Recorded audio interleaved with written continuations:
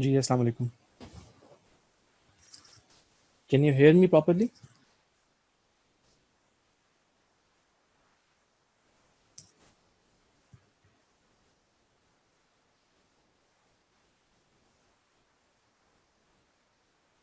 सबको मेरी आवाज़ क्लियरली सुनाई दे रही है?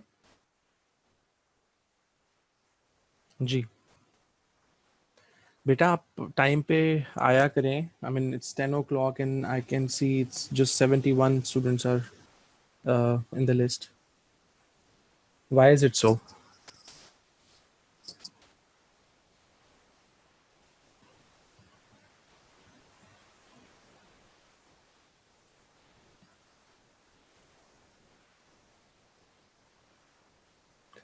ओके, जाके पढ़ा आप लोगों ने related to obesity from Lippincott? Ji.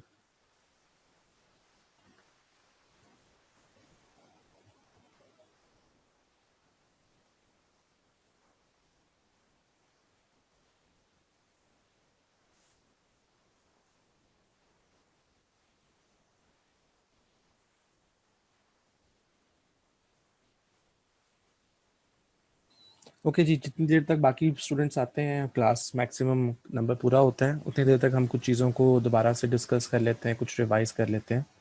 Yesterday we came across a few new terms.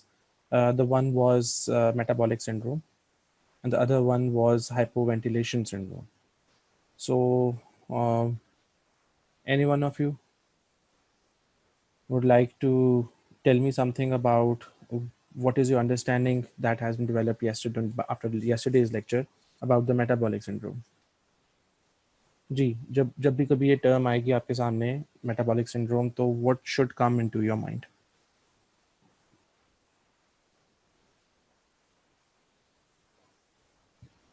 Ji, I repeat my question.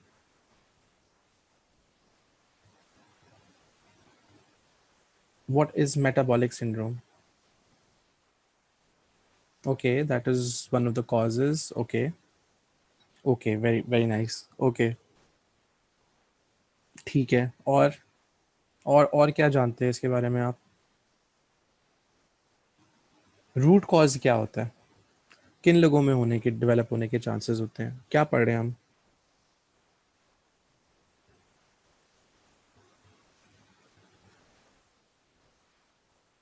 Ji, normal individuals के अंदर हो सकता है या ज़्यादा चांस ओबीज जो लोग होते हैं उनके अंदर होता है? जी, ठीक है, obese. Okay, very good.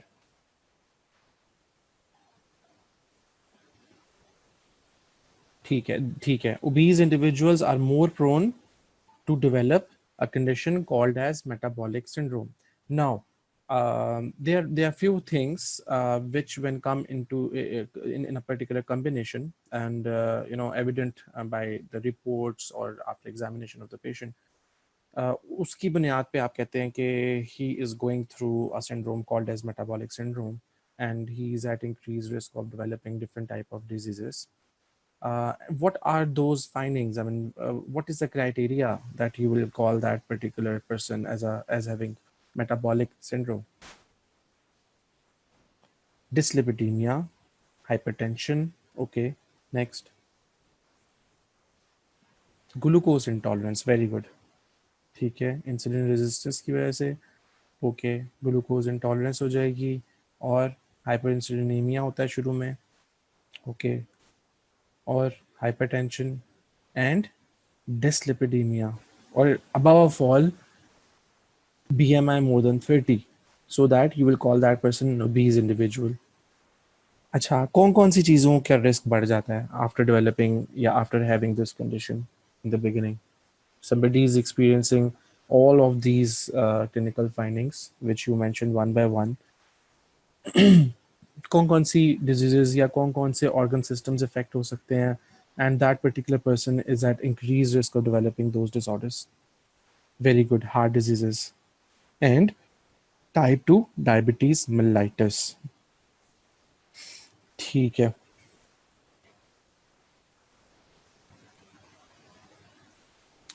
Okay, इसमें मेरा ख्याल है इतना काफ़ी है आपके लिए, ठीक है, बट हम चूंकि टॉपिक कर रहे हैं तो उसको थोड़ा सा और उसके बारे में इंफॉर्मेशन कर लेते हैं, ठीक है। कुछ रिस्क फैक्टर्स होते हैं other than obesity. Obesity, no doubt, is the main or chief or key risk factor for the development of metabolic syndrome. But जो रिस्क हैं, कुछ अदर रिस्क फैक्टर्स हैं जो कि इसके इसके इसकी डेवलपमेंट के चांसेस को बढ़ा देते हैं. दैट इंक्लूड एज, ठीक है. यूजली आप जो इंक्रीजिंग एज होती है, ठीक है, when you are young and you are going towards old age, ठीक है, मिडिल एज पे फिर ओल्ड एज के ऊपर, तो एज जो है वो मेटाबॉलिक सिंड्रोम के रिस्क को इंक्रीज करती है. जो जो एज बढ़ती जाती है तो इसका रिस्क इंक्रीज होता जाता है, ठीक है. इसके अलावा ओबेसिटी, अगर if you are carrying too much weight, ठीक है, और ख़ास तौर पे जो हमने दो टाइप्स की थी, एक एब्डोमिनल टाइप की थी और एक वो जो Apple shaped and peer shape. तो जो एब्डोमिनल फैट डिस्ट्रीब्यूशन है, अगर वो ज़्यादा है, वेस्ट साइज बहुत ज़्यादा है in comparison to hip size, ठीक है, तो उस कंडीशन के अंदर भी मेटाबॉलिक सिंड्रोम होने के चांसेस ज़्यादा होते हैं, ठीक है. दैट प्लेज अ की factor, that plays a role of developing metabolic syndrome, ठीक है. फिर एथनिसिटी भी आ जाती है, ठीक है. I mean, different ethnic groups have tendency to develop metabolic syndrome as compared to others. फिर बड़ा इम्पोर्टेंट है ऐसी फीमेल्स जो कि अपने अपने चाइल्ड बीडिंग टाइम के ऊपर गेस्टेशनल डायबिटीज़ का शिकार होती हैं, ठीक है, जो कि ड्यूरिंग प्रेगनेंसी उनको डायबिटीज़ मेलाइटस होती है, ठीक है, फॉर द टाइम बीइंग, और जो ही बेबी इज़ बॉर्न तो वो बिल्कुल सही हो जाती है, ठीक है. दे have increased tendency to develop this type of condition and ultimately later on diabetes mellitus, ठीक है. फॉर एग्जांपल, मिसाल तौर पे, for example somebody got pregnant at the age of 22, 23 or 24 or something like that, ठीक है, at earlier age, earlier भी कर सकते हैं 20 या 18, ठीक है, और उसको फॉर एग्जांपल कोई फोर्थ या फिफ्थ मंथ के अंदर डायग्नोज हो गई डायबिटीज़ मेलाइटिस, जिसको हम गेस्टेशनल डायबिटीज़ बोलते हैं, ठीक है. आपने उसको ट्रीट किया, आप उसका बेबी बॉर्न होता है एंड आफ्टरवर्ड्स आप दोबारा उसके मॉनिटरिंग करते हैं ग्लूकोज की, and it comes out to be normal. तो हो तो क्या इस गेस्टेशनल डायबिटीज का होना इज अ सेपरेट और individual risk factor for development of metabolic syndrome. तो फिर आपको सिर्फ उसको इतनी ये नहीं कह देना कि हाँ जी डायबिटीज हुई थी, that is it, and there is no risk factor associated with it. अब वो I mean throughout the life अब वो एट इंक्रीज रिस्क हो गई है, ठीक है. First there is a possibility कि वो मेटाबॉलिक सिंड्रोम का शिकार हो सकती है, जिसके अंदर ये 4 5 6 फाइंडिंग्स आएंगी, और अल्टीमेटली जो उसके कॉन्सिक्वेंसेस हो सकते हैं, it can end up at development of diabetes mellitus as well as different types of heart diseases. तो सबसे बेस्ट एडवाइस क्या दे सकते हैं आप ऐसे पेशेंट को? आपने ओबीज नहीं होना. जितना भी वेट गेन किया आपने प्रेगनेंसी के अंदर, जो मोस्टली अक्सर लोग करते हैं, ठीक है, जो जिन्होंने नहीं भी किया उनको भी ये एडवाइस जरूर देनी है कि आपने ओबीज नहीं होना, अपना बीएमआई जो है वो 30 से ऊपर नहीं जाने देना, ठीक है. इवन जिनको हो गई एक दफ़ा, बल्कि ओवरवेट भी नहीं होने देना, ठीक है. नॉर्मल बीएमआई मेंटेन करना है, सही है. फिर there some other conditions, non alcoholic जिस फैटी लिवर डिजीज़, ठीक है. ये एक ख़ास किस्म की लिवर डिजीज़ होती है जिसके ऊपर फैट एक्यूमुलेशन ज़्यादा हो जाती है. एक फैटी लिवर होता है due to the consumption of alcohol, ठीक है, और एक फैटी लिवर होता है जो कि non alcoholic fatty liver disease कहलाता है, ठीक है. पीसीओज हमने पहले भी 2 3 जगह के ऊपर बात की, पॉलीसिस्टिक ओवेरियन सिंड्रोम के बारे में बात की, ठीक है. तो ये जो जो कंडीशंस हैं ये भी रिस्क फैक्टर के तौर पे अपना रोल प्ले कर सकती हैं in the development of metabolic syndrome. Weight of the new born is usually increase, जी, ठीक है. प्रिवेंशन कैसे कर सकते हैं आप? uh, आप कैसे अपनी हेल्प कर सकते हैं और दूसरों की हेल्प कर सकते हैं कि मेटाबॉलिक सिंड्रोम की डेवलपमेंट ना हो? जी, मैं आपका रिस्पॉन्स चाह रहा हूँ अभी, please type something in the box. अब इतनी चीज़ें देख ली हैं, क्या ज़हन में आता है किस तरह प्रिवेंट कर सकते हैं हम? BMI should be maintained under 30 या प्रेफरेबली अंडर 25, 24.9 से नीचे नीचे, नॉर्मल रेंज के अंदर। ओवरवेट जो होता है ज़ाहिर है उसकी ज़्यादा चांसेस होते हैं कि वो एकदम से ओबेसिटी की तरफ जा सकता है। ठीक है जी। और इसके अलावा और क्या ज़हन में चीज़ें आती हैं, और वही हमने अभी आज के लेक्चर में पढ़नी भी है आगे। जी, मोटापे से बचाव का क्या तरीका होता है रोज़मर्रा में? आपको healthy lifestyle comes to your mind or not? And what is healthy lifestyle? जी, आज सो क्यों रही है क्लास सारी? कोई इतनी ज़्यादा एक्टिव नहीं है आज, क्या रीज़न है भाई? जी, देखो पार्टिसिपेशन आपकी बड़ी मस्ट है, ठीक है? जितना कोशिश हो सकती है मैं I try to make it interactive, ठीक है? अगर आप पार्टिसिपेट नहीं करोगे फॉर एग्ज़ाम्पल, या अभी भी नींद ही नहीं जा रही है आपकी, ठीक है? तो फिर फ़ायदा नहीं है यार, एक साइड पे बोलने का फ़ायदा कोई नहीं है। वो तो फिर आप निकाल लो, यूट्यूब खोल लो और वहाँ से जाके देख लो, ठीक है? या वैसी रीडिंग कर लो जाके फिर। So it's more less the same thing. हाँ, आप देखो अपनी ब्रेनस्टॉर्मिंग करोगे, साथ-साथ कंट्रीब्यूट करोगे तो ये चीज़ आपकी ज़्यादा बेहतर होगी ना, वो टॉपिक आपका प्रिपेयर होगा, ठीक है? आपके माइंड में क्वेश्चंस आते हैं तो definitely it necessitates the need to go home and study. आपको बुक खोलने का भी फिर दिल करेगा, अदरवाइज़ फिर ऐसे तो नहीं मज़ा आ रहा ना। जी, जी, वेरी गुड।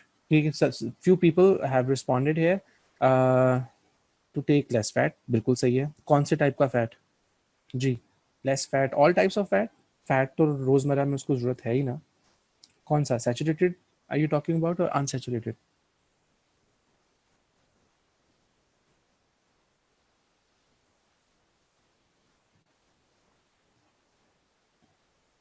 अनसैचुरेटेड,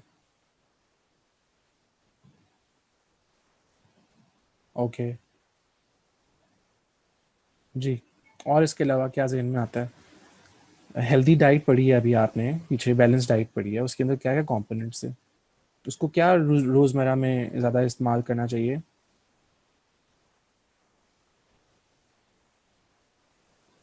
ठीक है, it is advisable to consume plenty of vegetables, fruits, lean protein and whole grains. ये 4-5 चीज़ें तो मुँह पे चढ़ा लेना, याद एकदम से मुँह से निकलनी चाहिए किसी को मशवरा देते हुए हेल्दी लाइफ़स्टाइल के बारे में, ठीक है? Plenty of vegetables, fruits, lean protein and grain, जो होल ग्रेन होता है। जी, जी। और मोस्ट इम्पोर्टेंट, जी, लॉकडाउन मोड पे घर में बैठे रहना चाहिए, या घर में बैठे-बैठे आप कुछ फिज़िकल एक्टिविटी भी कर सकते हैं। Very good. Physical activities should be increased. At least जो आइडियल फिजिकल एक्टिविटी है ना, जो कि आप फुली डिवोट करते हो अपने आप को फॉर द एक्सरसाइज पर्पस, ठीक है? It should not be very very intense exercise और बड़ी हार्ड एक्सरसाइज आपने नहीं करनी है जाके, वो वेट्स उठाने वाली और जिम करने वाली, ठीक है? Normal physical activity for at least 30 minutes per day, ठीक है? टोटल किसी जगह पे 150 पर वीक लिखे होते हैं आवर्स, मिनट सॉरी, और किसी जगह पे 180 लिखे होते हैं, ठीक है? मिनट्स तो आप उसको देख लो कितने को बन गया, आप संडे ऑफ भी कर लें, ठीक है? तो अगर रोज़ाना के 30 करेंगे तो 6 डेज में आपके तकरीबन 80 बनते हैं, ठीक है? तो वीकली भी किया जा सकता है। फॉर एग्जांपल एक दिन आप नहीं कर सके तो अगले दिन आप फिजिकल एक्टिविटी बढ़ा सकते हैं अपनी, तो आप अपने हफ्ते का कोटा पूरा करते हैं, राइट? ठीक है जी। Okay, let's come to the other syndrome, जो एक और सिंड्रोम हमने कल डिस्कस किया था, क्या नाम था उसका? जी,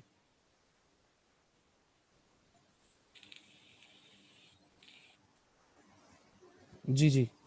कोई एक और सिंड्रोम भी था जो 20 लोगों के अंदर होता है, हाइपोवेंटिलेशन करके कुछ? जी, आ रहा है ज़हन में?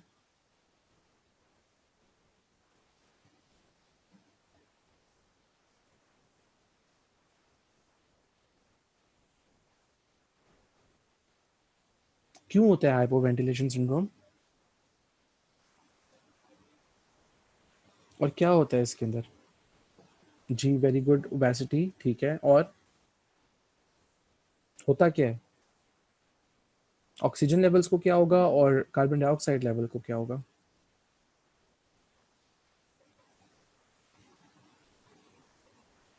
ठीक है, PO2 विल बी डिक्रीज्ड। जी वेरी गुड, हाइपोक्सीमिया होगा और हाइपर कैपनिया होगा, और hypercapnia would lead to a condition that is metabolic disorder called as respiratory acidosis. ठीक है, और रेस्पिरेटरी एसिडोसिस अगर हो जाए तो उसके फिर अपने मसले मसाइल होते हैं काफ़ी ढेर सारे। ठीक है, नीड्स एन एमरजेंसी करेक्शन, आपको इमरजेंसी में जाना पड़ता है, या पेशेंट को डील कर रहे हैं तो पेशेंट को आपको रेफ़र करना पड़ता है, उसके एबीजीज मॉनिटर करने पड़ते हैं, और जो उससे एसोसिएटेड जो उसके बफर सिस्टम सारे के सारे ख़राब हो जाते हैं, उनका बैलेंस जो आउट हो जाता है उसको भी ठीक करना पड़ता है। ठीक है, सो इतनी मुसीबत में जाने से बेहतर है कि ओबेसिटी को सबसे पहले इन चीज़ें डेवलप होने से पहले पहले कंट्रोल कर लिया जाए। ठीक है, दीज वर द स्लाइड्स जो हमने कल देखी थी, इसके ऊपर बात भी की थी। फिर ओबेसिटी हाइपोवेंटिलेशन सिंड्रोम, जिसके अंदर सबसे पहले की फैक्टर उसका क्या है, जो उसका कॉजेटिव जो है क्या factor, that is obesity, body mass index above 30 kilograms पर मीटर स्क्वायर, या मतलब शॉर्टेस्ट फार्मूला जो है उसका वो लिखा हुआ है। और हाइपोक्सीमिया हो सकता है, हाइपरकैपनिया हो सकता है। ठीक है, ओके जी, body weight regulation, there are different contributions to obesity such as genetic contributions. ठीक है, obesity is often observed clustered in families. ठीक है, ये आपने ऑब्जर्व किया होगा अपने आसपास में, कुछ ने कुछ कुछ इस इन फैमिलीज का हिस्सा होंगे। ठीक है, कुछ की फैमिलीज के अंदर नस्ल दर नस्ल ओबेसिटी प्रेवलेंस होती है। ठीक है, उनकी जेनेटिक्स में ओबेसिटी होती है, राइट, सो जेनेटिक कंपोनेंट होता है। ठीक है, किस तरह बिहेव करती है, पोलीजेनिक डिजीज है, मल्टीपल जीन्स आर इन्वॉल्व। ठीक है, मतलब after the interaction of multiple genes and as well as the environment. ठीक है, एनवायरमेंट में क्या चीज़ें आ गई, आपका खाना पीना, आपका उठना बैठना, आपकी फिजिकल एक्टिविटी, ठीक है, आपका लाइफ स्टाइल बिहेवियर, ये सारी चीज़ें। ठीक है, एक तो जेनेटिक कॉम्पोनेंट भी है, और उसके साथ उसका इंटरेक्शन आपकी एनवायरमेंट के साथ, ठीक है, आपकी फिजिकल एक्टिविटी और आपकी कंजम्पशन ऑफ फूड के साथ। सही है, तो ये दोनों कंपोनेंट्स रोल प्ले करते हैं इन डेवलपमेंट ऑफ ओबेसिटी। सो इधर भी आंसर मिल जाता है। वो एक बच्चे ने क्वेश्चन किया था, some people eat a lot and some people don't eat a lot, and you know जो या फिर एक और आम जुबान में कहते हैं सूंघने से भी वेट बढ़ जाता है। ठीक है, मतलब मैं चखता हूँ या चखती हूँ, ऐसा कुछ कई लोग कहते हैं कि जी मैं बहुत कम खाता हूँ, वेट बढ़ जाता है। ठीक है, सो हो सकता है कुछ जेनेटिक फैक्टर हो। ठीक है, तो you need to look around in your family कि टेंडेंसी कितनी है मोटा होने की, ठीक है, ओबीज होने की। सही है, और फिर आपकी फिजिकल एक्टिविटी कितनी है, वो भी एक बहुत बहुत बड़ा रोल प्ले करता है। सही है, उतनी कैलोरीज बर्न कर रहे हैं जितना आपको करना चाहिए, और उसको फिर मैच करेंगे अपने खाने के साथ, तो एक प्रॉपर बैलेंस बन रहा है कि नहीं बन रहा। ओके जी, then comes environmental and behavioural contributions, sedentary lifestyles. ठीक है, TV watching for obviously for 5 minutes it's normal.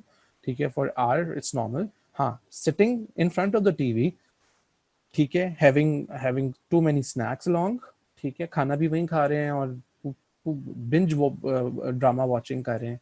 ठीक है, बिंज मूवी वॉचिंग कर रहे हैं। ठीक है, इस तरह का सिलसिला, ठीक है, बहुत फॉर लॉन्ग पीरियड्स, ठीक है, ये एक अच्छी आदत नहीं है। ठीक है, उसके अंदर क्या होता है, आपकी फिजिकल एक्टिविटी बिल्कुल नील है। ठीक है, एट द सेम टाइम आप वहीं खाना पीना सारा कुछ कर रहे हैं, राइट, बैठे हुए हैं फिजिकल एक्टिविटी के बगैर। ऑटोमोबाइल्स का यूज़, ठीक है, that is a contributory factor. ठीक है, अगर आप काफ़ी साल पीछे जाएंगे तो फिजिकल एक्टिविटी काफ़ी ज़्यादा थी। इवन आई मीन ऑटोमोबाइल्स का यूज़, ठीक है, हमारे यहाँ तो एक अजीब सा ट्रेंड है। ठीक है, we want to park our car right in front of the store. ठीक है, हम 4 चक्कर लगाते रहेंगे, इट्स अ जनरल मेंटालिटी। ठीक है, ऑब्जर्व करना कभी। ठीक है, पता नहीं वो ना का मसला होता है या क्या इशू होता है कि जी हमने पैदल नहीं चलना। ठीक है, आप 4 चक्कर लगा लेंगे उस मार्केट के, मगर आप दूर गाड़ी खड़ी करके पैदल आना नहीं पसंद करेंगे। ठीक है, so is this a common behaviour? ठीक है, कौन कौन करता है इस तरह? जी, आपको किसी स्टोर पे जाना है। जी, मेरी मेरी आवाज़ सही आ रही है आपको? Is my voice clear? जी। रोल नंबर 113 इज सेइंग कि मेरी आवाज़ सही नहीं आ रही। बेटा आप अपना वो कर लो, इंटरनेट चेक करो। अपना दोबारा से इंटरनेट चेक करो, शायद आपके उसके अंदर कुछ इशू आ रहा है, क्योंकि there are so many people saying कि मेरी आवाज़ ठीक आ रही है। और मैं मेरे एंड के ऊपर भी मैं उसको चेक कर रहा हूँ, तो it's showing the proper speed.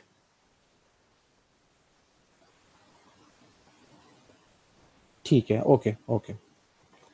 ठीक है।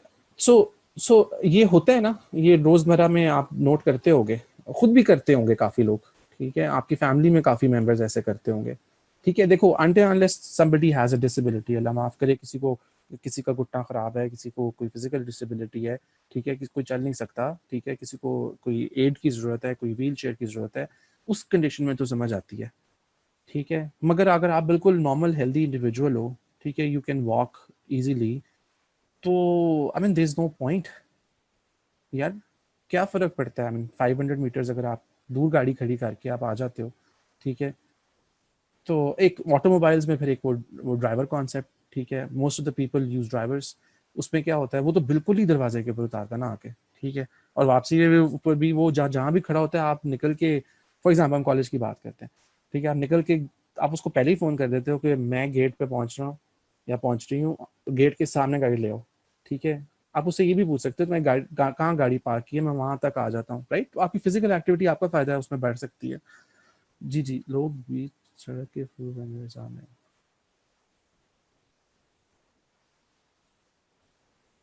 हाँ, ये ठीक है, it's a fact, it's a fact, ठीक है? Lack of education, lack of training, ठीक है? ईज़ी एक्विटेंस ऑफ लाइसेंसेस, ठीक है? ये सारी रीज़न्स हैं इसकी। घर बैठे तो ऑनलाइन तो लाइसेंस मिल रहे हैं आजकल, ठीक है? So these all things do play a role, ठीक है?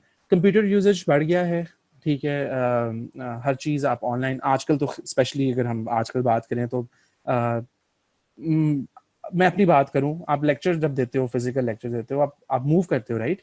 ठीक है, आप चल के जाते हो अपने ऑफ़िस से लेक्चर रूम तक, आप वापस आते हो, फिर आपकी कुछ ना कुछ फिज़िकल एक्टिविटी हो रही होती है, right? Now you are sitting in front of the computer, और इसी तरह लिसनर्स जो आप लोग हो, ठीक है, आप लेक्चर सुन रहे हो, तो कुछ लोग मोबाइल पे बैठे होंगे, कुछ लोग बेड पे बैठे होंगे, कुछ टेबल चेयर पे बैठे होंगे, ठीक है, कुछ गाड़ी में कहीं ट्रैवल कर रहे होंगे और लेक्चर सुन रहे होंगे। सो कितनी को एक्टिविटी होगी आपकी, फिजिकल एक्टिविटी रिड्यूस होगी, right? Energy sparing devices in the workplace, at home decrease physical activity and enhance tendency to gain weight। ठीक है, कितने लोगों का वेट बढ़ गया है पिछले 4-5 महीने में घर बैठने की वजह से? जी, किस किस का बढ़ा है वेट? काफियों का बढ़ गया होगा, या अगर अगर कंट्रोल किया होगा तो आपको कुछ एक्स्ट्रा एफर्ट करनी पड़ रही होगी, ठीक है, बिकॉज आपकी फिजिकल एक्टिविटी काफी ज्यादा कम है इस टाइम के ऊपर। सही है। हाँ, it's with everyone in fact, ठीक है, और कोई बहुत ज़्यादा कॉन्शियस है अपने बारे में, ठीक है, तो वो डेफिनेटली कुछ ना कुछ वॉक कर रहा होगा, कुछ जॉग कर रहा होगा, या कोई और फिजिकल एक्टिविटी, साइकिलिंग, ऐसी कोई चीज़ कर रहा होगा।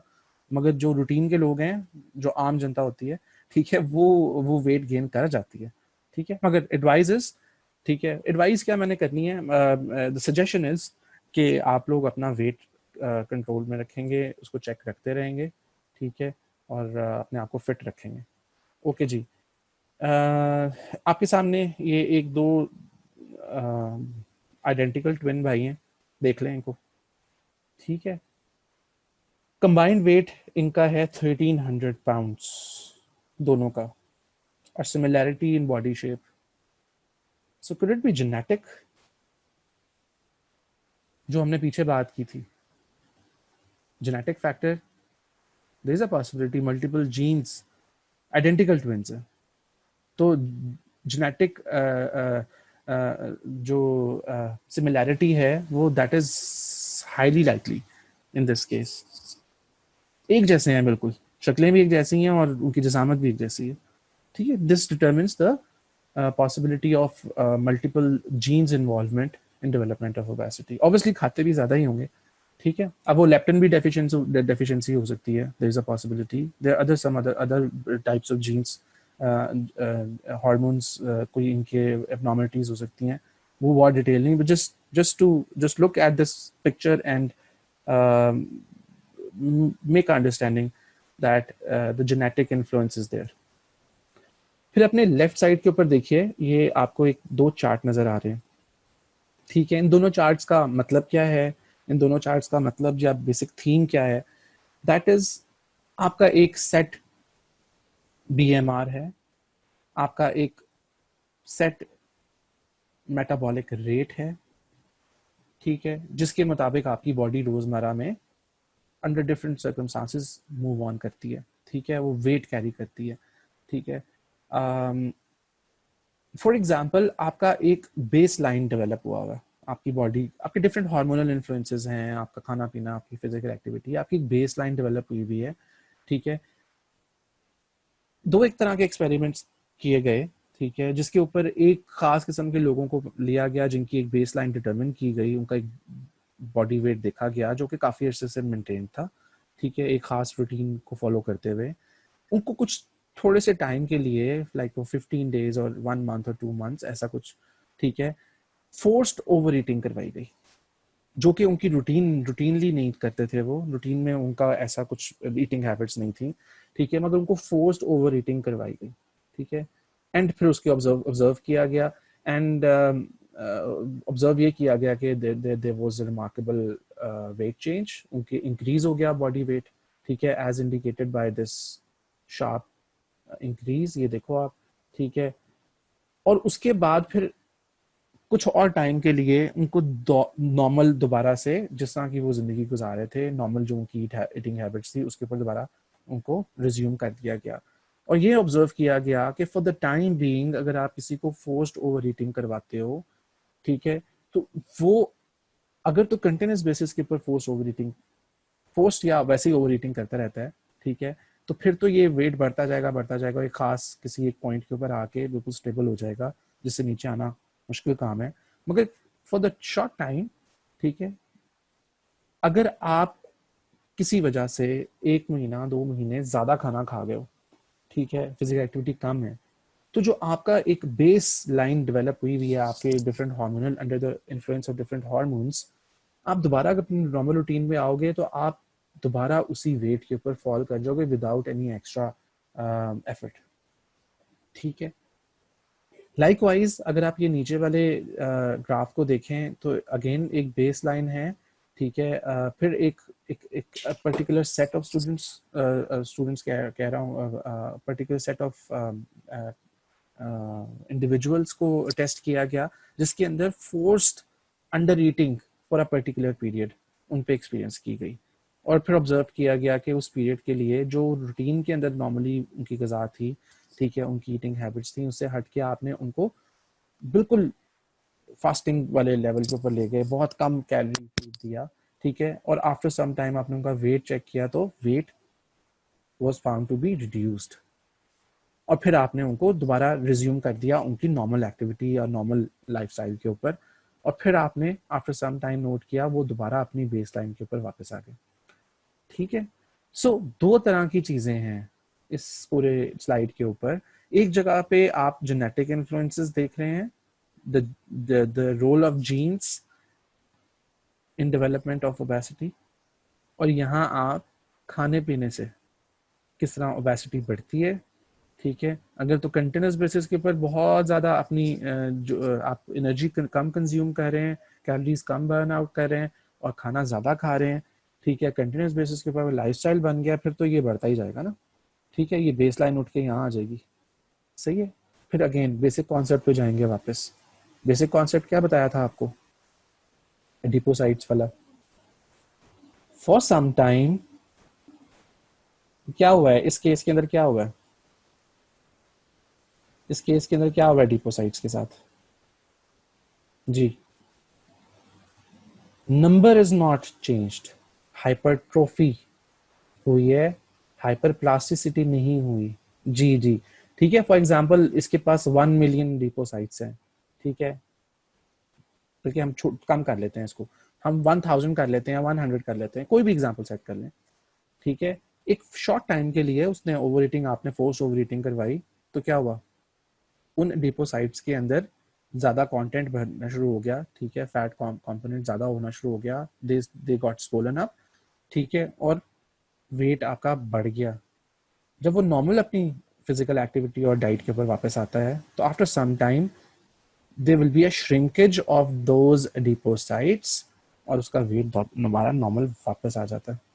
लाइकवाइज अगर आप इस नीचे वाले चार्ट को देखेंगे, ग्राफ को देखेंगे, इसके अंदर क्या, इसके अंदर भी यही हो रहा है, ठीक है, जितने adipocytes थे दे गॉट श्रंकन, उनका साइज और कम हो गया, और बेस लाइन क्या थी जो उन्होंने मेंटेन की हुई थी, नंबर तो वही था, राइट। जब दोबारा उसने डाइट रिज्यूम की अपनी नॉर्मल डाइट, तो उसी के अंदर दोबारा आके चीज़ें फिलअप हुई, फैट फिलअप हुआ और उन्होंने वेट गेन किया और अपनी दोबारा नॉर्मल बेस लाइन के ऊपर आ गए। This is for a short time.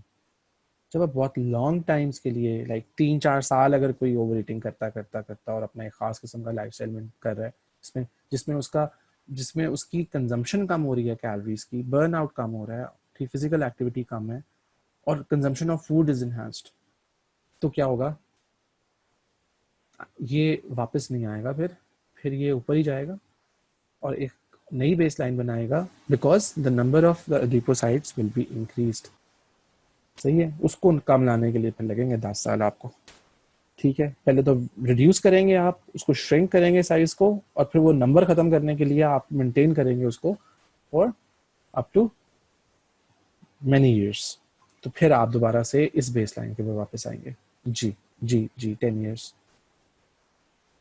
ठीक है। ये इसकी समझ आ गई। दो अगर आपसे फैक्टर्स पूछे जाएं तो आप इनको एक्सप्लेन कर सकते हैं आप, ठीक है। आपको बेसिक कॉन्सेप्ट की समझ होनी चाहिए, ठीक है।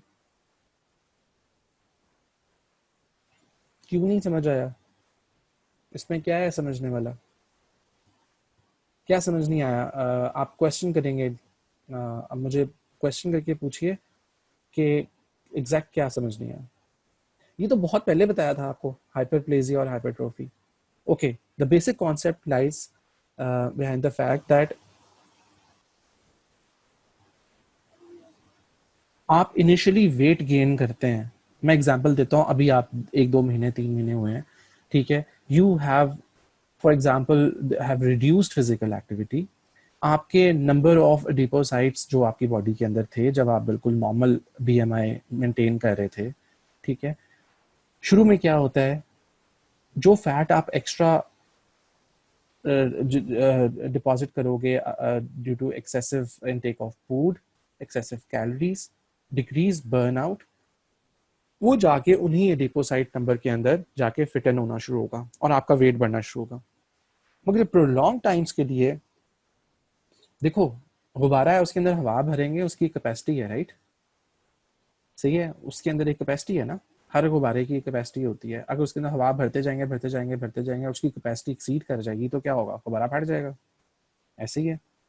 इसी तरह डिपोसाइट्स हैं, डिपोसाइट्स फटते नहीं हैं, ठीक है, अनलाइक बलून, वो बर्स्ट नहीं होते, वो अपनी मैक्सिमम कैपेसिटी जब रीच कर जाते हैं और फिर भी पीछे से फैट और आ रहा होता है, तो फिर there is a need sensed by the body to make new adipocytes.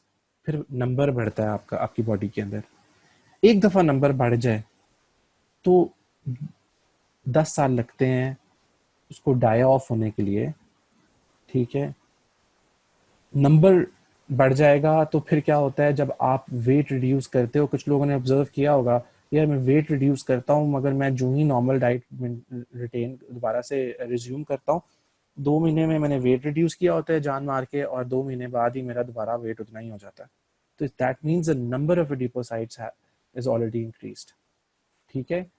Number बढ़ा लिया आपने, फिर आपको मेंटेन करना पड़ेगा for longer years, like 10 years तक मेंटेन वेट रखना पड़ेगा, ठीक है, ताकि जो एक्सेस नंबर है वो डाया ऑफ हो, ठीक है, वो खत्म होगा, दोबारा नॉर्मल नंबर के ऊपर कम नंबर होगा उसका, फिर आपकी वो वाली सिचुएशन होगी कि आप एकदम वेट रिड्यूस करोगे, ठीक है, आफ्टर टेम्पररी वेट इंक्रीज आप वेट रिड्यूस करोगे, तो वो वेट रिड्यूस रहेगा क्योंकि उसकी एक बेस लाइन सेट है, that depends on the numbers, ठीक है। साइज तो फौरन वापस ला सकते हैं, उसके अंदर फ्लक्चुएशन ला सकते हैं। एक दफ़ा नंबर बढ़ जाए उसको फिर आप ऑब्वियसली रिड्यूस तो कर लेंगे, मगर नंबर इज देयर, जब भी फैट आना है उसके पास सामने आगे इतने ढेर सारे एडिपोसाइट्स पड़े हैं और जाके डिपॉजिट आना शुरू हो जाएगा, राइट? ठीक है। सो ये कॉन्सेप्ट्स क्यों क्लियर होने चाहिए आपके, क्योंकि because you becoming a doctor, ठीक है? तो आम आम हिकमत की जुबान तो नहीं ना हमने बोलनी है, ठीक है? You should have a logic behind everything, ठीक है? तो आपको आपको ये डिटेल अगर आपके जेहन में समा जाए और अच्छे से आप इसकी अंडरस्टैंडिंग कर लो, तो फिर आगे समझाने में आसानी हो जाती है, राइट? ऑब्वियसली आई मीन सबसे पहले तो आप खुद है ना अपने लिए, ठीक है? एवरीबडी जो सबसे ज़्यादा इंपॉर्टेंट होता है वो अपना सेल्फ होता है, तो सबसे अपने से शुरू करेंगे, ठीक है? तो अपने जिस्म के बारे में, अपनी बॉडी के बारे में आपको प्रॉपर अंडरस्टैंडिंग होगी, उसके फैट कंटेंट के बारे में, उसकी बीएमआई के बारे में, ठीक है? Whether that particular thing is healthy for you और नॉट, ठीक है? तो आप अपना पहले ख्याल करते हैं ना, ठीक है? सो आप अपनी सेहत को सही रखेंगे तो दूसरों की सेहत के लिए कुछ कर सकें। अपनी सेहत ही नहीं, डॉक्टर साहब ਨੂੰ ਸਾਹ चढ़ जाता है फॉर एग्जांपल, ठीक है, थोड़ी देर के बाद ही, ठीक है, और वो लॉन्ग वर्किंग आवर्स में काम नहीं कर सकते, तो फिर इंसानी खिदमत कैसे करेंगे आप डॉक्टर बन के, ठीक है? आपको बड़ा फिट होना चाहिए, बड़े लॉन्ग आवर्स आपने आगे चल के करने, ठीक है? बड़ी लंबी लंबी ड्यूटीज लगनी है आपकी हाउस जॉब एंड ट्रेनिंग के अंदर और ये और वो, ठीक है? तो उसके अंदर आप फिट नहीं है तो फिर तो आप रह जाएंगे, तो फिर लोगों का इलाज कैसे करेंगे, राइट? ठीक है। सो अपने आप को फिट रखें, अपने आप का बीएमआई मेंटेन रखें, तो आप काफ़ी चीज़ों से बच सकते हैं। जी जी, एक second, question, what if we lose weight then continue with a healthy diet along with those exercises, even then there will be weight gain? हाँ, फिर आपको कैलकुलेट करने की जरूरत है कितनी एनर्जी बर्न कर रहे हैं, तो फिर आपको वो साइकिलिंग करने की जरूरत है जो आपको कैलोरीज बर्न आउट दिखाती है, आपको वो ट्रेडमिल करने की जरूरत है, फिर आपको जिम जाना पड़ेगा, ठीक है? क्योंकि ऐसे नहीं आइडिया, या फिर आपको प्रॉपर कैलकुलेशंस करनी पड़ेंगी कि यार मैं इतने टाइम के अंदर पार्क का चक्कर लगा रहा हूँ या लगा रही हूँ, ठीक है? सो फिर उसको देखना पड़ेगा आपको कि इतने पर मिनट पे मैं अगर वॉक करती हूँ, इतनी स्पीड पे वॉक करती हूँ, ठीक है, इतने किलोमीटर का सफर मैंने इतने में तय किया है, तो मेरी कितनी कैलोरीज बर्न हुई है, फिर वो आपको कैलकुलेट करके चलना पड़ेगा, ठीक है? इतना तो टाइम मेरा नहीं ख्याल किसी के पास होता, राइट? सही है। सो there must be an imbalance between the calorie burnout and the food consumption, ठीक है? मगर मेरा नहीं ख्याल, अगर आप एक दफ़ा रिड्यूस करते हो और आप डाइट का भी चेक रखते हो और आप साथ एक्सरसाइज भी, मेरे अपने मानने से अगर आप सिर्फ डाइट को भी आप तोड़ के खा लो ना, ज़रा थोड़ा सा हिसाब से खा लो, तो मुझे लगता है कि नहीं बढ़ता वेट, ठीक है? हाँ, फिर हार्मोनल फैक्टर्स हो सकते हैं, बिल्कुल हो सकते हैं। फिर ऐसा ऐसा बंदा जिसको इस तरह का कोई इशू है, फिर उसको सबसे पहले अपना थायराइड स्टिमुलेटिंग हार्मोन की स्क्रीनिंग करवानी चाहिए, ठीक है? उसके बाद T3 T4 चेक करवाने चाहिए, तो उसका थायराइड ग्लैंड प्रॉपर्ली फंक्शन कर रहा है कि नहीं कर रहा है। इट्स वेरी कॉमन पाकिस्तान, ठीक है? इसको ज़रूर देखना है। कभी किसी पेशेंट को कह रहे हैं, किसी फैमिली मेम्बर अपनी बात कर रहे हैं, और अगर आप कहते हो कि जी मैंने वेट रिड्यूस मैं किया है, बहुत ज़्यादा डाइट करके है, बहुत ज़्यादा डाइट तो करनी भी नहीं होती, ठीक है ना, वो फिर और नुकसान होते हैं उसके, ठीक है? मॉडरेट लाइफ रखनी होती है। आप कहते हो जी एक्सरसाइज भी है और मैंने डाइट चेक भी रखी हुई है, फिर भी मेरा वेट बढ़े, तो इसका मतलब they could be some other factor, ठीक है, जो नज़र नहीं आ रहा, वो it needs to be sorted out. सही है। फिर आप कंसल्ट करेंगे ना, अगर अपने बारे में बात करें तो कंसल्ट करेंगे किसी डॉक्टर से, तो जो डील करता है ओबेसिटी के केसेस को, ठीक है? और अगर आप किसी और की बात कर रहे हैं तो obviously you will try to find it out, ठीक है? ओके जी।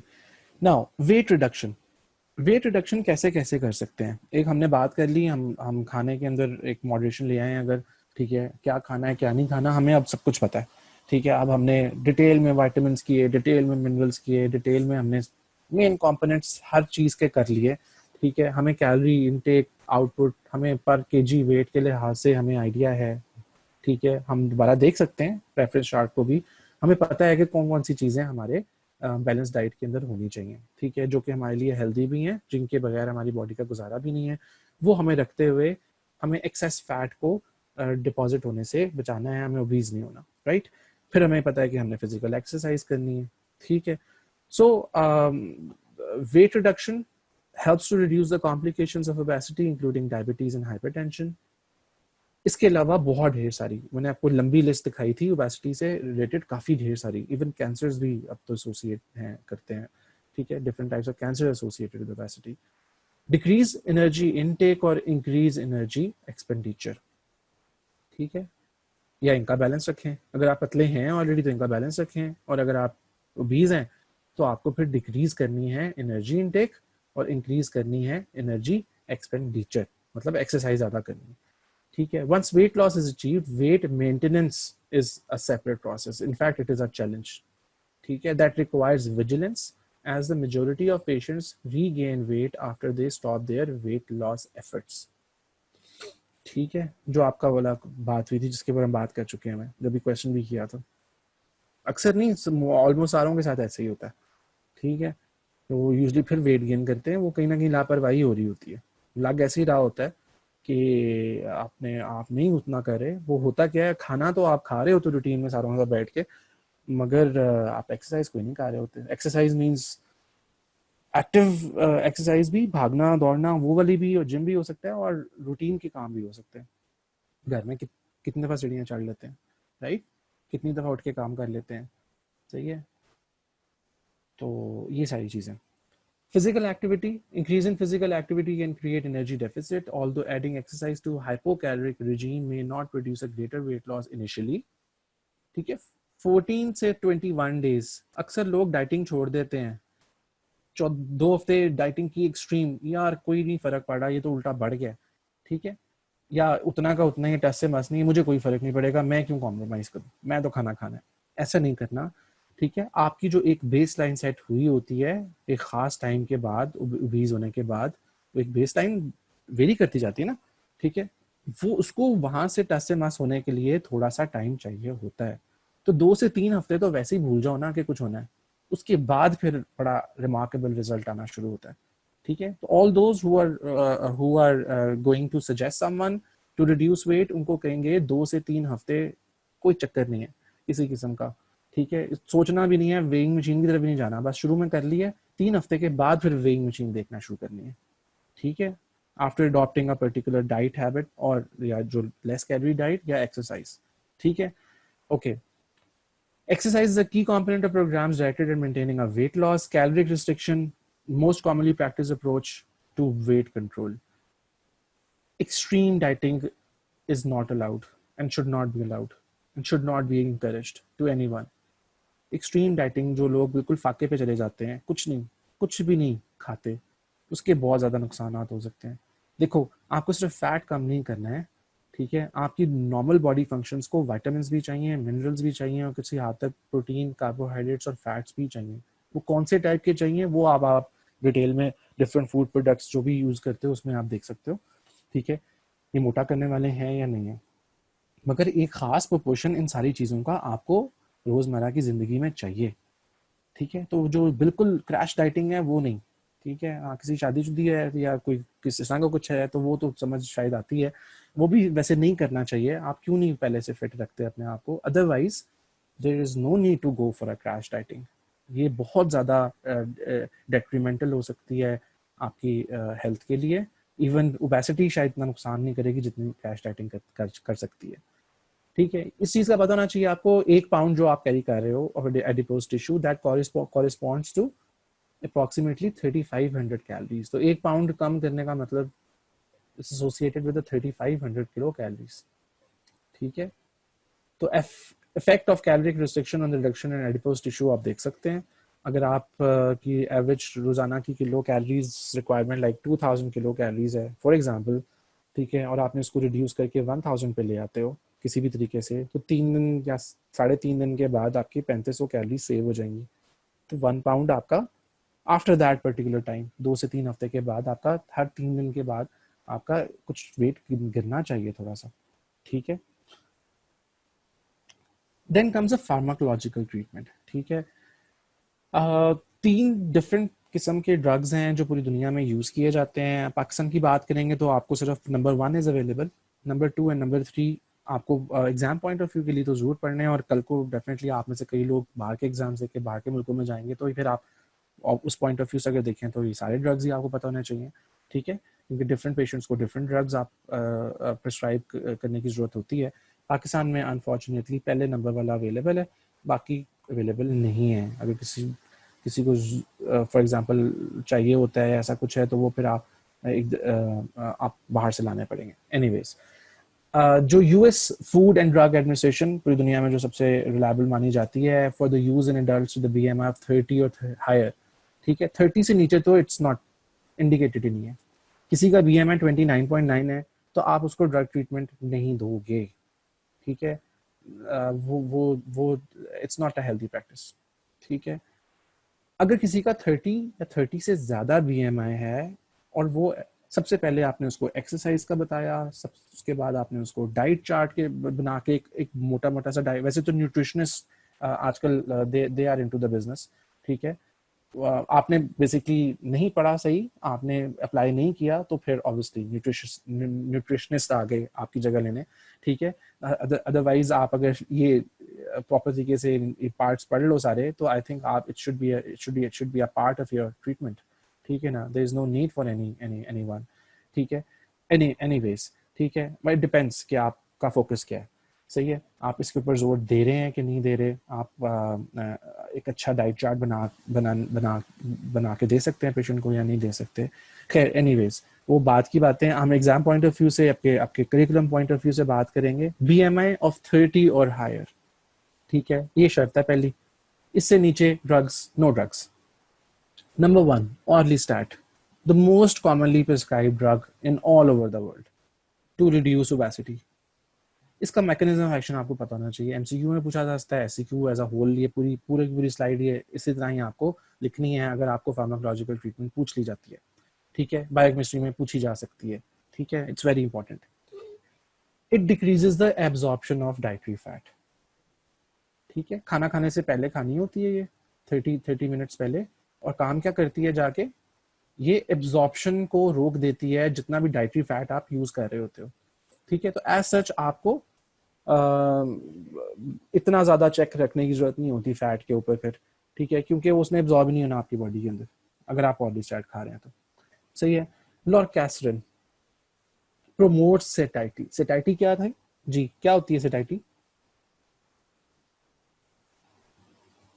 जी, सेटाइटी से क्या अंडरस्टैंडिंग है आपकी?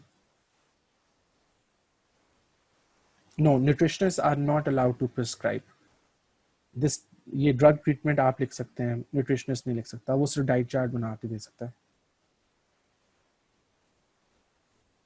जी जी, full stomach, feeling of fullness, ठीक है। सो अगर अगर आपको भूख ही ना लगे, फॉर एग्जांपल आपको हमेशा यही लगे पेट भरा हुआ है, उसके लिए ड्रग है लॉर्केस्ट्रिन, ठीक है, ये बाहर के मुल्कों में मिलती है, यहाँ नहीं मिलती पाकिस्तान में, ठीक है।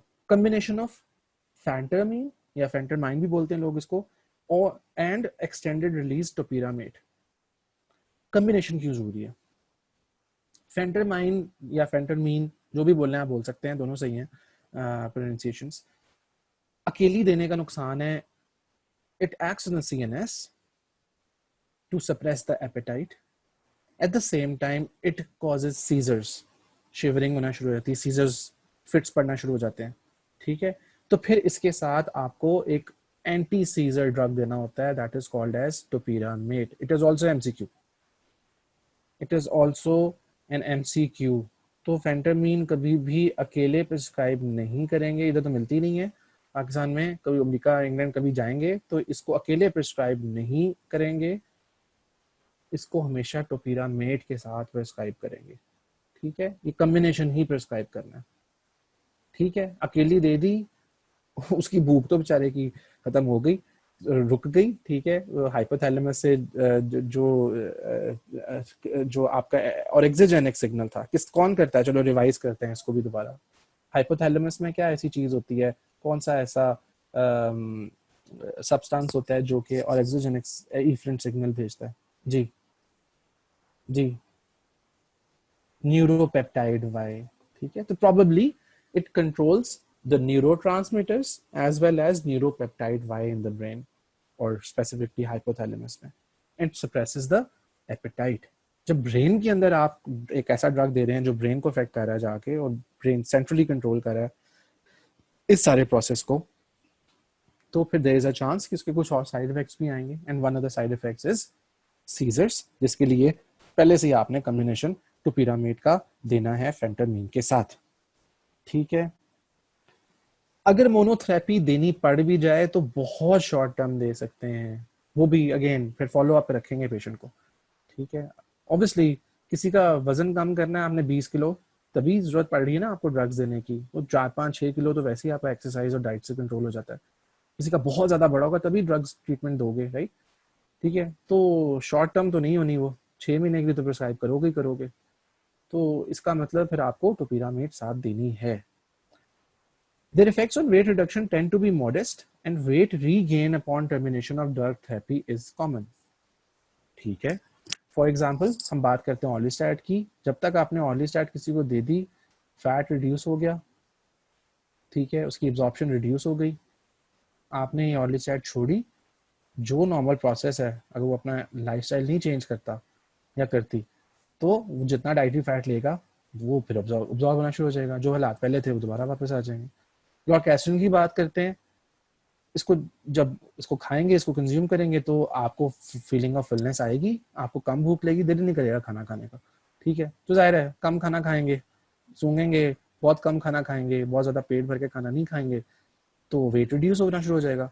और जब आप इसको छोड़ेंगे तो क्या होगा, वो देखिए इसकी इस टाइम की भी भूख आ जाएगी साथ।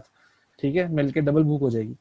ठीक है, जोक्स अपार्ट, वैसे ही मैं इसको वैसे ही कह रहा हूँ, मगर ये है कि ऑब्वियसली जो उसका इफेक्ट है वो रिवर्स हो जाएगा। तो फिर दोबारा से अगेन आपने कोई भी तरीका आजमाया, ठीक है, आपने वेट रिडक्शन किसी भी तरीके से की, उसको मेंटेन करना है काम है, फिर आपको कंटिन्यूस बेसिस के ऊपर अपना लाइफस्टाइल मॉडिफाई करने की जरूरत है, आपकी अपनी ईटिंग हैबिट्स को चेंज करने की जरूरत है। ठीक है, ठीक है जी।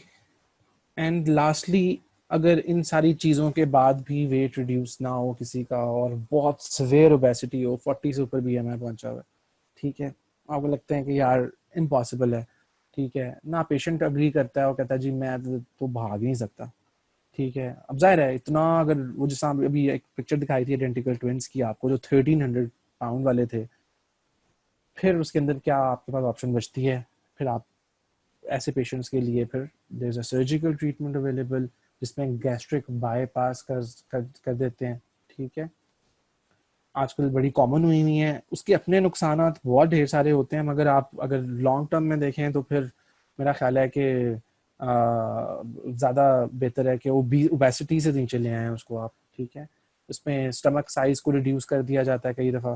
ठीक है, कम फिलिंग होगी, जल्दी सेटाइटी प्रोड्यूस हो जाएगी। देन आपका गैस्ट्रिक बाईपास कर दिया जाता है, रिस्ट्रिक्शन सर्जरीज के अंदर वही उसको स्लीप कर देते हैं। ठीक है, ये सारी की सारी सर्जिकल ट्रीटमेंट्स जो हैं ये भी यूज़ की जा सकती हैं इन सिवियरली ओबीज इंडिविजुअल्स। ठीक है, so that is all related to obesity. We started from scratch, बिल्कुल हमने जीरो से शुरू किया था इसको। ठीक है, और फिर हम अब we are just done with it.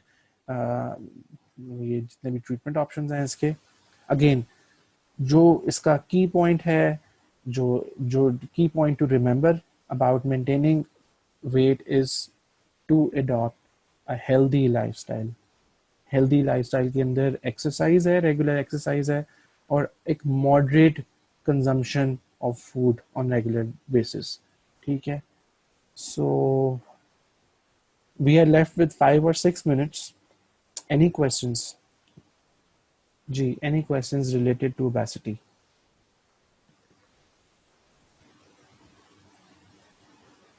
Ji, any questions related to drug treatment which we did? Okay, so show effects on already existing adipocytes or not? नहीं, orlistat does not do anything with the adipocytes. ठीक है, वो आपकी बाकी की body करेगी ना। ठीक है, उसके अंदर से रिड्यूस करेगी under the influence of leptin और अदर हार्मोन्स, इंसुलिन और सारा कुछ। इसका काम सिर्फ यहाँ इंटेस्टाइन में खत्म हो जाता है ऑर्लिस्टैट का काम। It decreases the absorption of dietary fat. जो खाने में आप फॉर एग्जांपल देसी घी यूटिलाइज किया किसी ने, ठीक है, बटर यूटिलाइज किया, कोई ट्रांस फैट यूटिलाइज किया, किसी भी किस्म का फैट यूटिलाइज किया आपने अपनी डाइट के अंदर, ऑर्लिस्टैट का क्या काम है, उसको एब्जॉर्ब नहीं होने देना। आपने आपने जब अभी अभी एब्जॉर्प्शन तो नहीं उसकी एज पढ़ी, अब सेकंड ईयर में डिटेल में पढ़ोगे, ठीक है। जब आप फैट मेटाबॉलिज्म शुरू करोगे या कार्बोहाइड्रेट मेटाबॉलिज्म शुरू करोगे, शुरू में आपको डाइजेशन एब्जॉर्प्शन पढ़ाई जाएगी उसकी, ठीक है। सो उसके अंदर फिर आप वो देखोगे मैकेनिज्म्स, वो रिसेप्टर्स के थ्रू किस तरह वो होता है। आपने कुछ आइडिया आई थिंक विटामिन वगैरह के अंदर जब हम कोबालामीन पढ़ रहे थे और उसके अंदर और एक और दो जगहों के ऊपर आपको एक थोड़ा मैकेनिज्म का तो आइडिया है, राइट? कोई भी फूड आप लेते हो और उसके अंदर कोई भी मॉलिक्यूल होता है लाइक कार्बोहाइड्रेट का, या वो किस तरीके से पहले डाइजेस्टिव एंजाइम्स की हेल्प से डाइजेशन होती है और फिर उसके बाद उसकी एब्जॉर्प्शन होती है, ठीक है, म्यूकोजा। उसमें कुछ किसी जगह पे रिसेप्टर्स की जरूरत पड़ती है, किसी जगह पे काइलोमाइक्रोन की जरूरत पड़ती है, ठीक है। सो ये बेसिकली सारे प्रोसेस को खत्म करवा देगा। जितना फैट आपने कंज्यूम किया वो सारा का सारा स्टूल में बाहर। यार इसकी नहीं मुझे समझ, हॉट बेल्ट ये आता है टीवी में, मैंने भी देखा हुआ है, मुझे अब नहीं इसका इसका कुछ आइडिया नहीं। It's not a recommended way, books नहीं आपकी या लिटरेचर नहीं इसके बारे में कुछ कहता। वो तो फिर आपको पता है ना, काफी ढेर सारी चीजें हैं। फिर अभी कुछ हिकमत से मिलती जुलती बातें करना शुरू कर दी हैं आपने। यार लैक्सेटिव्स नहीं है, it's not recommended. Laxative use नहीं करना चाहिए। फिर वो अब वो एनोरेक्सिया नर्वोजा और बुलिमिया नर्वोजा जो हम पीछे एक हमने टॉपिक में जिस जगह पे आया था, ये उस टॉपिक की तरफ चला गया काम। लैक्सेटिव नहीं, क्यों यार, पहले क्यों नहीं कंट्रोल करते हैं आप? ठीक है, आप पहले कंट्रोल करेंगे चीजों को रादर देन वो देर से पछताने से क्या फायदा है आपको? आपने खाना खा लिया, बाद में पछतावा लग रहा है, हो मैंने इतना, फिर आप लैक्सेटिव लेने लगे हैं कि जी सब कुछ निकल जाए। क्यों, वजह? उसके साथ पता है आपका लैक्सेटिव्स के साथ क्या होता है? आपका इलेक्ट्रोलाइट बैलेंस खराब हो जाता है, आपका वाटर इलेक्ट्रोलाइट बैलेंस बिल्कुल ही गरम भरम हो जाता है, ठीक है। उसमें कई वॉमिटिंग इंड्यूस करते हैं, उसके अंदर आपको पता है मेटाबॉलिक एल्कलोसिस, एसिडोसिस, जितने मेटाबॉलिक डिसऑर्डर्स हैं ये हो सकते हैं, ठीक है। So there is no need for that. ये तो बिल्कुल ही सही चीजें नहीं है।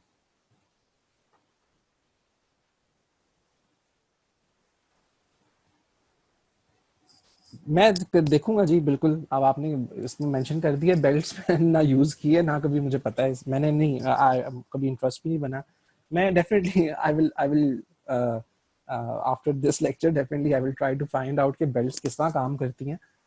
तो since it's not a part of your syllabus और मुझे कुछ ज़्यादा इन्फॉर्मेशन नहीं है बेल्ट्स के बारे में कि उनका क्या मैकेनिज्म एक्शन होता है।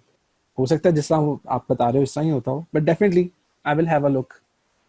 फिर मैं इसको नेक्स्ट में इसको, क्योंकि आपने मेंशन नहीं करना, देखो मैं I don't want to discuss this belt thing here. Reason being कि अगर मैंने थोड़ी सी बेल्ट्स के बारे में बात कर दी तो काफी बच्चों के ना बैक ऑफ माइंड में, जो जो पैसिव लिसनर्स होते हैं ना, उनके बैक ऑफ माइंड में कुछ बातें रह जाती हैं। अच्छा सर ने बेल्ट की बात की थी, तो चलो जी ट्रीटमेंट के अंदर बेल्ट्स भी यूज कर सकते हैं। तो फिर वो आपकी बुक तो नहीं कह रही ना बेल्ट्स यूज करनी है, तो फिर वो गलत हो जाएगा आपका आंसर, ठीक है। बट डालना आपने सर पे देना। सो बेल्ट्स नहीं है। इस as far as the topic is concerned, as far as your syllabus is concerned, आपने जो आंसर करना है अगर इस तरह के किसी क्वेश्चन को, उसके अंदर बेल्ट्स को नहीं मेंशन करना। आई रिपीट, बेल्ट्स को नहीं लिखना। आपको मेक इट सिंपल। आपको you start the balance diet, ठीक है, अप्रोप्रिएट डाइट, डाइटरी रिस्ट्रिक्शन, एक या हेडिंग डाल देंगे dietary restriction to reduce weight की बात कर रहे हैं हम, ओबेसिटी की ट्रीटमेंट की बात कर रहे हैं। नंबर 2 के ऊपर physical activity, enhance the physical activity, ठीक है। उसके अंदर 2-3 बातें लिख देना, 30 मिनट्स वॉक, ये वो, brisk walk, jogging, different types, ठीक है ना। अच्छा जी, अपस्टेयर्स में बड़ी जाने में बड़ी होती है, एनर्जी बर्न होती है, जो हमने शुरू में बर्न कैलोरी बर्न का वो जो देखा था, चार्ट देखा था, ठीक है, वो मेंशन कर देना। नंबर 3 के ऊपर फिर आप लिखोगे फार्माकोलॉजिकल ट्रीटमेंट, और उसके अंदर फिर पहली लाइन आपकी होनी चाहिए कि 30 या 30 से ऊपर होना चाहिए बीएमआई, तो फार्माकोलॉजिकल ट्रीटमेंट, और 3 ड्रग्स के नाम और उनके आगे मैकेनिज्म एक्शन, ठीक है। और लास्टली सर्जिकल ट्रीटमेंट की हेडिंग डाल देना, थ्रू वेरियस सर्जिकल प्रोसीजर्स, ठीक है, on stomach surgery for example, ठीक है। तो आप दैट इज इट, उसकी डिटेल भी नहीं लिखनी, बिकॉज आप सर्जरी का पेपर नहीं देने जा रहे, सही है। तो वो बहुत डिटेल में होंगे प्रोसेस को लिखने की जरूरत नहीं है, ठीक है जी।